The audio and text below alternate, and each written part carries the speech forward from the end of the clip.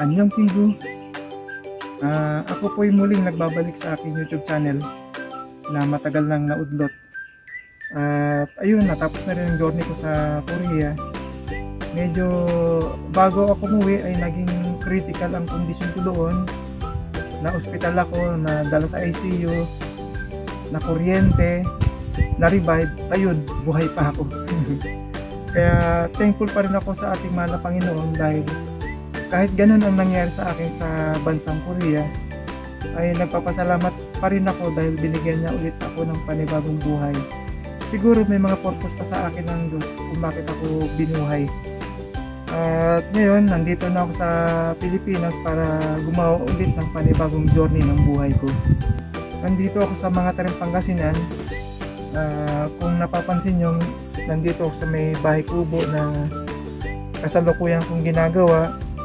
Dahil ang bala ko rito sa Pangasinan, sa mga tarim na integrated farming.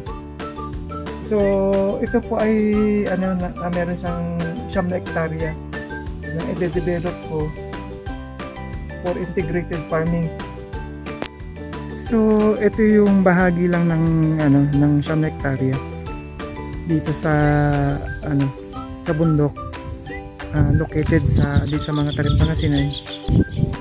Medyo may kahirapan pero kakayanin dahil sayang kung hanggang ganito na lang ang lupang ito na nakatiwangwang, ginagawang pastulad ng ibang tao, tapos ninanakaw ang mga puno. So sa tingin ko panahon na rin para ma-develop ito at siguro nga ito nga yung magiging journey ko rin sa Pilipinas na mag-develop ng integrated farming dito sa mga tarim.